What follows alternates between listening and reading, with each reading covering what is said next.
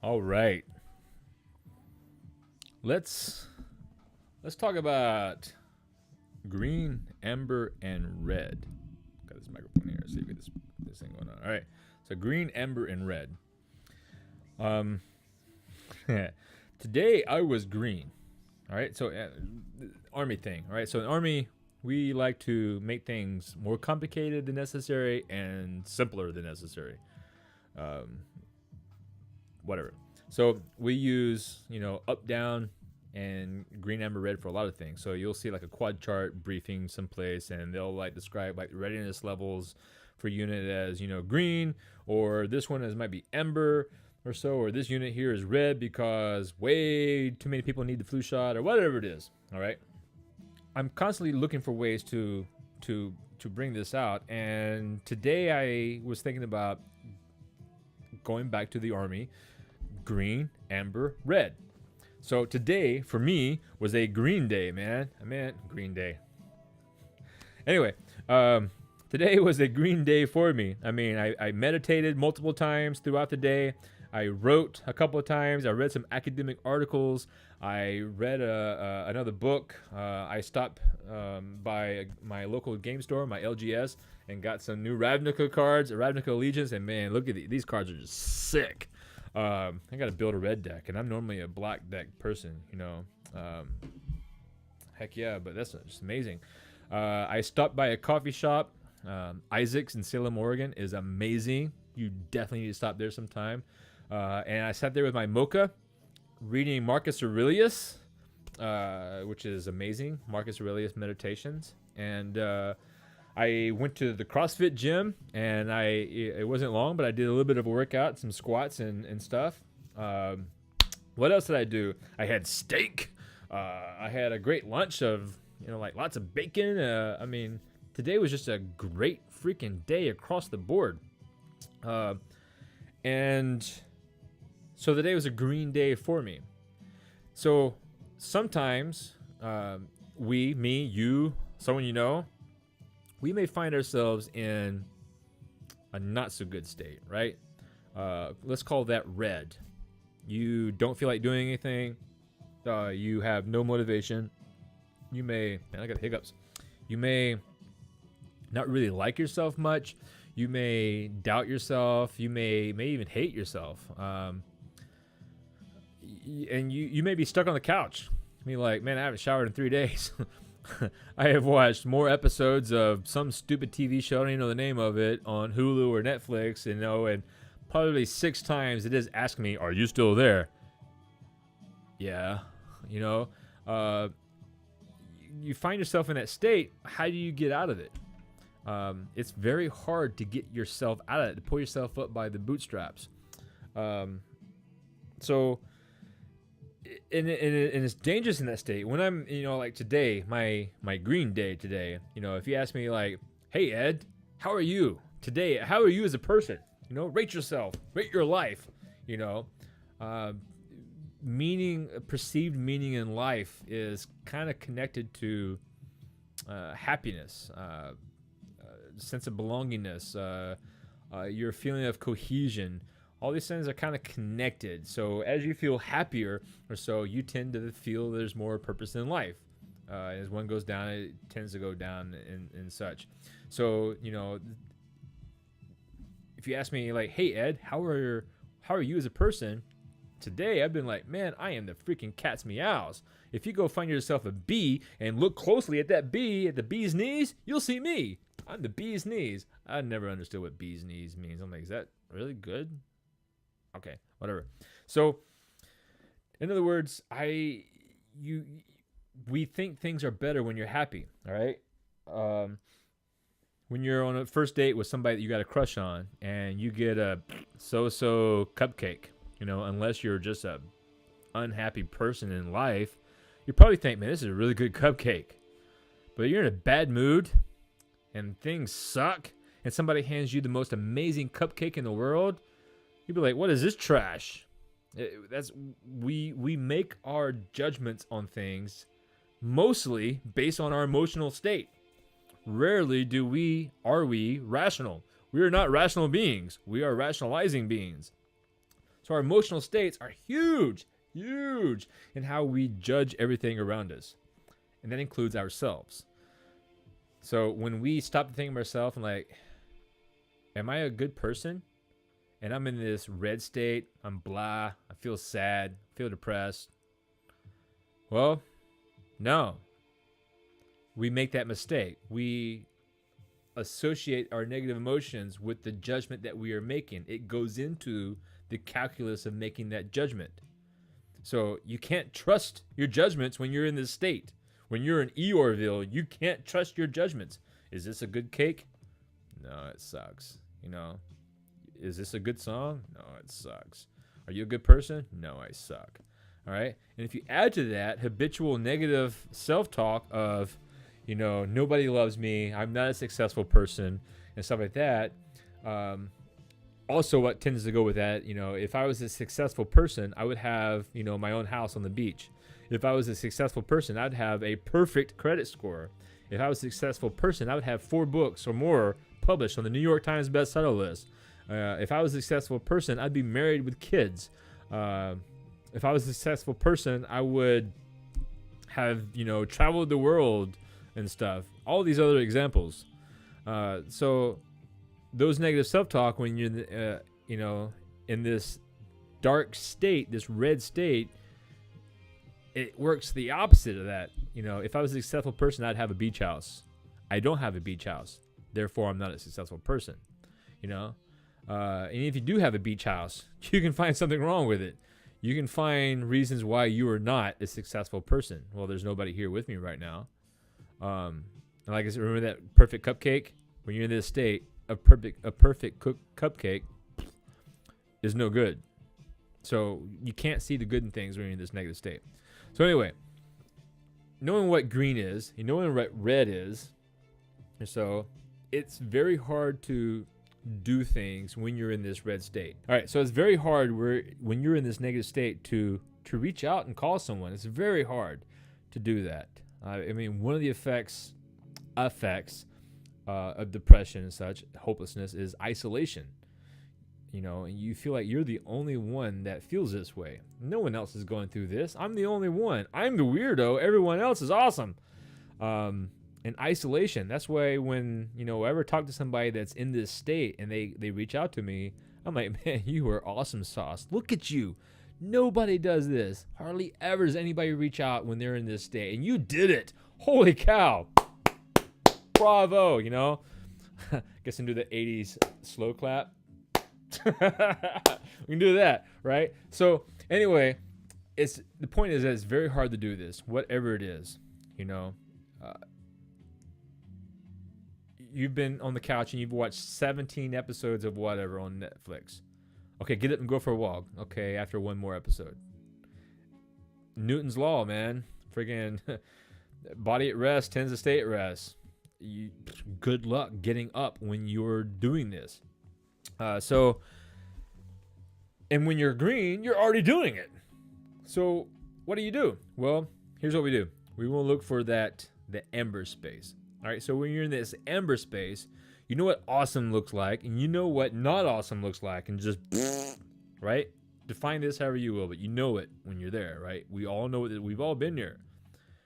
But there's this big area in the middle, and for some people it's small because they'll go from happy to just horribly depressed quickly. And some people it's wider and they rarely see really happy or really depressed. So they just live this life here. Or some years you're like this and some years are like this. We're human, right? But the thing is, it's easier to, when you're in this middle ember state, to do something, to get moving. It's easier then than it is when you're in this state. So come up with some activities. So I mean, there's tons of books. I mean, this one here, Happier, by Tal Ben Shahar, I think. Learn the secrets to daily joy and lasting fulfillment. I don't know what happened to the cover. Stumbling Upon Happiness, Daniel Gilbert's one. I've got more books, but they're all on the iPad. I try not to buy paper books because I like carrying around like 1,000 books in my pocket. It's amazing. But there's also, like, if you're like me and you're a nerd, You know, there's actual research that you can read. Yes, these is all research articles on positive psychology. All right. And positive psychology, don't misunderstand me or, them or anything like that. Positive psychology is not trying to be positive all the time. No, man. Positive psychology is about moving that curve, shifting it to the right, shifting it to the positive side. You're trying to shift the curve over the right. Doesn't mean you're not going to be sad. Dude, you just lost your parents. You're going to be sad. Positive psychology is not going to say, hey, let's not ever be sad and do away with grief. No, man, grief is what gives us, balances our joy. The sadder you are, the more fulfilling your joy is. It's a spiritual component to it. If you take away all sadness, what is joy? Joy has lost all of its meaning without sadness. And if you want some more information on that, go look up James T. Kirk. What movie was that? It wasn't Undiscovered Country. The Final Frontier? Yeah, The Final Frontier. James T. Kirk, The Final Frontier. I need my pain. All right? Just go. All right? That's your homework. All right? But it gives us meaning. The deeper the grooves that sadness carves into us, the more joy we can hold. All right? So there's lots of tools and stuff in all these different books that you can go over and such. Write them down. Put them on Post-it notes. Put them on a sticky note, Get a tattoo. Put them on you. This reminds me of a lot of things or so. Each one of these runes means something, and each one of these is a story. And I look at one of these things, and I'm like, and I remember these stories. We're not gonna go into that. This is not a rune show. So I want to talk about one thing right here, and this is a really good one. This has been popping up a lot recently on various podcasts and blogs and news feeds and friends posts and the Calm app. It was all everywhere I look. I'm like, oh, this is popping up again. And I've known this for a while. I mean, I read about it and such, but you know what? I used it today, and I told a friend about it. I was like, hey, this would be something good for you to do, and that is gratitude. What's that? Gratitude. Say that again. Gratitude. E-I-E-I-O. So gratitude. Think about somebody that you admire, somebody that you love, even. Somebody that did something for you. It could be small. It could be big. It doesn't matter. But think about that, and then get you a piece of paper and a pencil. Yes, write it out. Don't type it. If you must, sure, type it. But it's a little bit different part of the brain that writes than it is that types. And it helps us slow down and be more intentional with our words as we're writing it than when we're typing it, because we can type way faster. So it helps slow us down. If we can slow down, we can be more intentional, which is the point. So you think about this person, all right? Bring it before you even write. You bring to this person to your mind, and when you do this, you can't help but feel a little bit better. You get a little bit warm glow, a positive feeling of, yeah, this person is important to me. I admire this person, and that's just a little boost of happiness. And then you write down, like, I want to express my thanks, my sincere appreciation and gratitude for X, Y, and Z that you did and such. And as you're writing it, you're remembering, you're reliving the positive things that this person did for you, which is another boost of happiness. And then what this is also doing is that in the courtroom of your mind, Your Honor, this person is a scumbag and is a worthless human being. Objection. The defense actually has a counter argument. I'm not a freaking lawyer, you can tell. Defense, what do you got to say? Well, actually, we have evidence against that. Here's evidence that this awesome person, who is an amazing individual that we admire, did this, this, and this for him. That person wouldn't do it unless that person cared about you. You must be pretty cool if they did this for you. That's a pretty good argument. This person is not a scumbag. This person is actually a pretty cool guy. Court adjourned. That was a pretty lousy impression of a court, but you get my point. It is evidence contrary to your belief that you are worthless, which is useful when you're in the red phase. But again, it's hard to do all this stuff when you're in the red phase. You don't want to do it. You don't have the motivation to do it.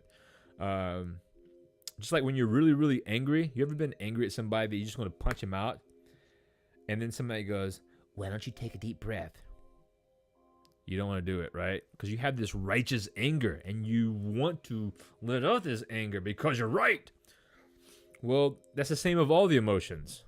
When you're really depressed or, sad or whatever, well, it's for a reason.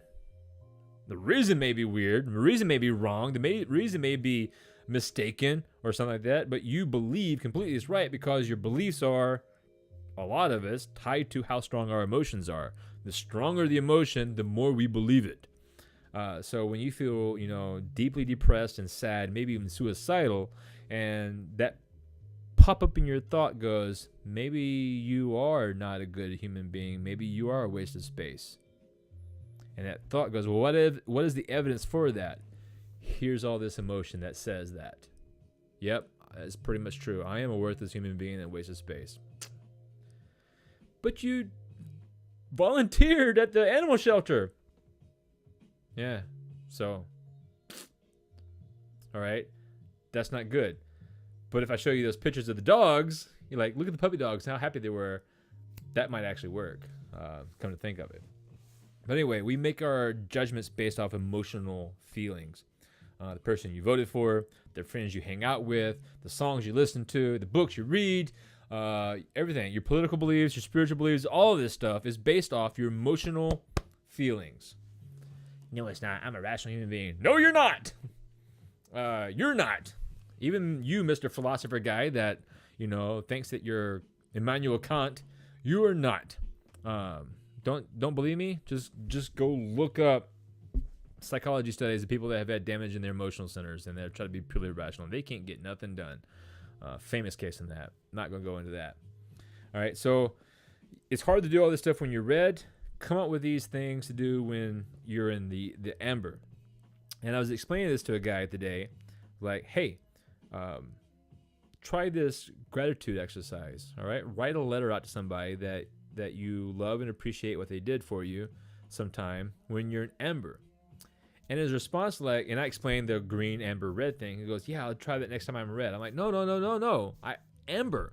Sure, red is good. I mean, yeah, if you can do it.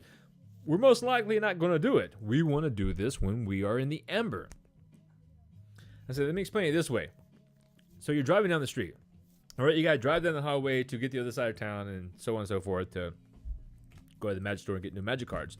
Right? So as you're driving down the street, you've got your GPS on, and that voice goes, traffic jam ahead, alternate route, recalculating, Okay, cool. Traffic's still zipping along, but you know what? Traffic jam up there, the road is all red on the map and everything like that, and it says take this exit. So you take this exit and kind of take some back roads, hunky-dory, peachy keen, and you arrive, no sweat. I said, there's that. Or you don't have your GPS on. You're driving around, doopy-doopy-doo, and all of a sudden, brake lights. And traffic slows down. And you're like, oh, man, traffic jam. And it's stop and go. It's 5 miles an hour. It's up to 20. Oh, stop. You've been in a traffic jam. You know how frustrating it can be. And now you're like, hey, GPS, give me another route. Recalculating. Take this exit. Well, you and everyone else is taking that exit. And it sucks. If you had only known a little bit sooner, life would have been so much better, right? That is what this is. Sure, when you're happy, things are awesome. We want to learn to take these steps before you get into the red, before you get negative, before you're in that traffic jam. Let's take that alternate route. Let's do this X, Y, and Z. So write that gratitude letter. Another small little example, like I get up in the morning, I do my meditation in the morning, I do some morning pages. Yep, Julia Cameron, good stuff. I type it out. Instead of 3 pages, I do 20 minutes.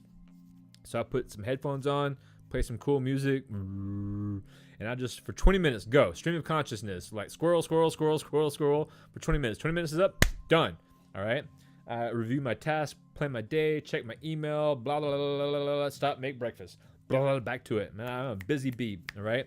And then lunchtime, sometimes I go run on some days. Sometimes I may go to the gym. Some days I may do other things. But after lunch, say 1,400, 1,500, somewhere around there, there's that lull, right? There's that, I don't feel like doing it. Okay. What I gotta do? All right. So that's the lull. I've got something for that. Something that works. It's awesome. It's amazing. And it takes 15 minutes. 15 minutes. All right. So here's what it is. It's not a nap.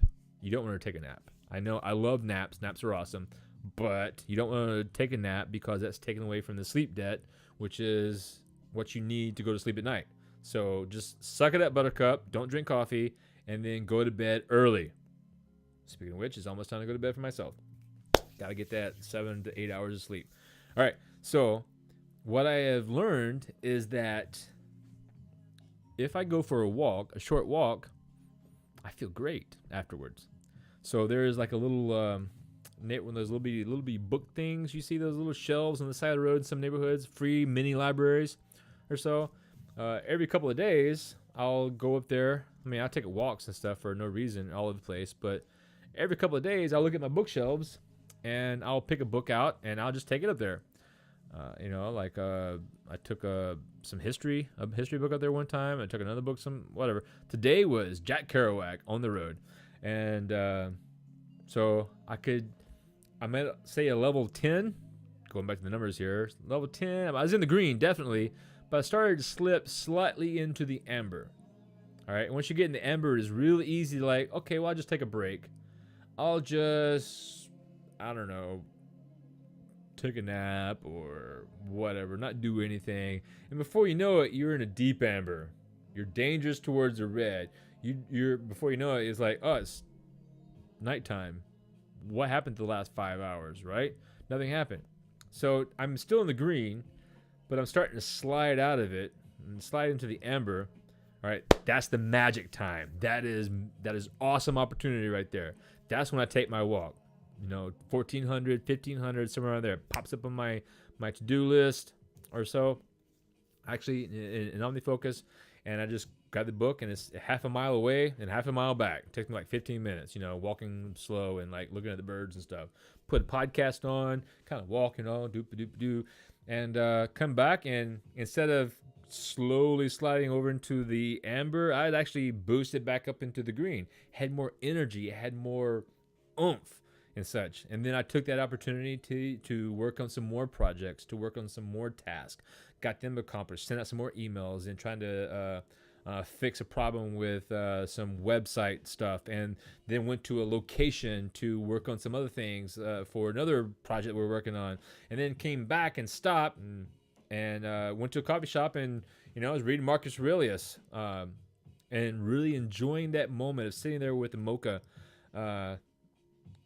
light on the coffee, mocha, and just really enjoying the atmosphere of reading Marcus Aurelius' meditations and sipping the coffee and just savoring that moment, and it only was there like 15 minutes or so, 20 minutes max or so, but it was a good little time out just to do that. I enjoyed the hell out of it. And then get in the car, and I got the top convertible is 50 degrees, so the top comes down, and I'm playing like the Cranberries, what song? I don't know. It's this one. Da da da da da da da. Anyway, man, what is that song? Anyway, Cranberry song. It's gonna drive me crazy. Played that song with the top down, Mustang down the road. Get back home, do some more task, and then it's like late in the afternoon, and I'm like, oh, all right, I'm starting to really feel it now. It's getting late in the afternoon. I haven't eaten since lunchtime. Okay. Then what's another tool that I like to watch? Short videos, fitness videos. So, boom. Clicked on a video. Brie Larson. A video came out today. Brie Larson worked out for like 9 months preparing for Captain Marvel. And it showed her doing overhead squats, lunges, and a bunch of other... And that just watching those videos got me pumped up. And I was like, oh yeah, I gotta go. And that was just all the boost I needed. Then bam, I'm at the gym and I'm attacking the row machine. And I'm working on squats and other stuff. Little hacks like that. I mean, find it. Whatever works for you, find those little things and go. But it's easy to do that when you're in the amber. It is very, very hard, if not damn near impossible, to do it when you're in the red. All right. Holy cow, that's 34 5 minutes of me just going off on tangents and rambling. I apologize. It seems like I get every once in a while I get an email like, "Dude, man, your videos suck. You ramble on too much." But for every one of those I get like 10 more emails to somebody who goes, "You know what? I freaking love the videos because." They're relatable, they're real, it's real life experiences, it's, real life task management use or real life this or whatever. I really relate to it and it's entertaining and I just get sucked into watching it. And so I appreciate that, and I really don't care about the comments or the emails I get from people like, your videos suck. Don't care, dude. I'm not making this to be famous at all. I'm making this for that one person out there, that one person who somehow stumbled on this video and is like, oh, this made perfect sense because this is exactly how I would be talking to you and how I have talked to people at a bar, at a coffee shop, in their kitchen, in a parking lot. Many times over the years, I have had these conversations with people on the phone, on Skype, in person, saying, hey, man, you are not a crazy person. You are not, a worthless human being. Here's what's going on in psychology. We all feel negative. We all feel like losers sometimes. We all doubt ourselves at times. Here are ways to get out of that. Just because you feel this way doesn't mean it's true. That is a magic rule right there, boy. Tattoo that on your forehead. Just because you feel it doesn't mean it's true. All right, so that is it. And with that, I'm going to continue listening to some more Chiba. The sea, more Chiba is freaking awesome. And go read some and then go to bed and get my full 7 to 8 hours of sleep. Peace out.